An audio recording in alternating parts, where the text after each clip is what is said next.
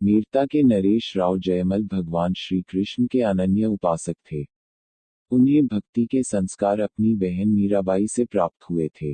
मीराबाई राव जयमल के चाचा की लड़की थी। दोनों भाई बहन की आयु में अधिक अंतर नहीं था। उस समय राठौड़ों में मीरता रियासत सबसे बड़ी थी। राव जयमल मीरता के नरेश थे। वे प्रतिदिन 10 घड़ी यानी 4 घंटे तक एक आसन में बैठकर भगवान श्री कृष्ण की उपासना किया करते थे। यह उनका नित्य का नियम था।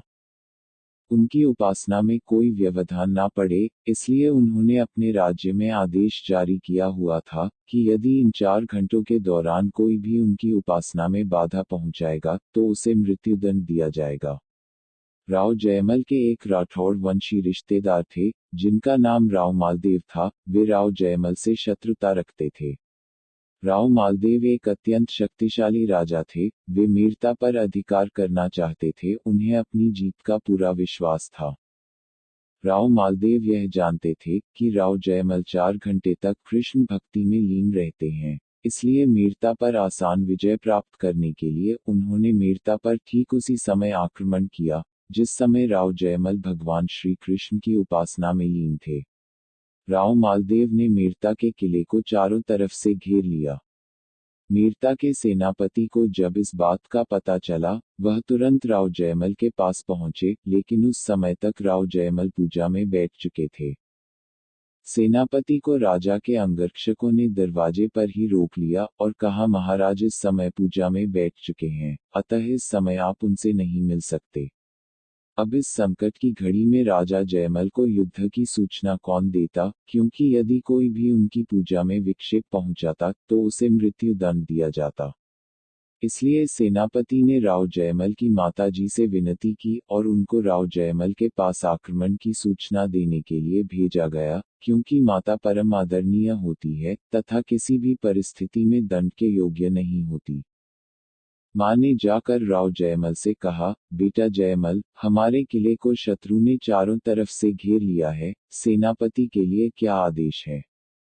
तब जयमल ने हाथ के इशारे से कहा, सेनापति से कहो कि युद्ध के लिए जाए, मैं पीछे पीछे आ रहा हूँ। जयमल की माता ने सेनापति को राजा की आज्ञा सुनाई। सेनापति ने तुरंत सेना तैयार की और युद्ध के लिए निकले। उन्होंने राव मालदेव की सेना से भीषण युद्ध किया। इस युद्ध में मालदेव की सेना के पांव उखड़ गए और उन्हें पीछे लौटना पड़ा। मीरता की सेना यह युद्ध जीत चुकी थी। सभी सैनिक राजा जयमल के जयकारे लगा रहे थे। कुछ देर बाद राजा जयमल अपनी पूजा खत्म करके बाहर आए और उन्होंने जयकारों की आवाज सुनी। जयमल ने सेनापति से पूछा, क्या हमारी सेना युद्ध जीत गई? सेनापति बोले, महाराज आप भी अच्छा मजाक करते हैं। आज आप ही के अद्भुत पराक्रम के कारण युद्ध में शत्रु सेना के छक्के छूट गए और हमने बड़ी आसानी से युद्ध जीत लिया। जयमल बोले, मैंने युद्ध नहीं किया सेनापति जी, मैं तो भीतर पूजा में लीन था।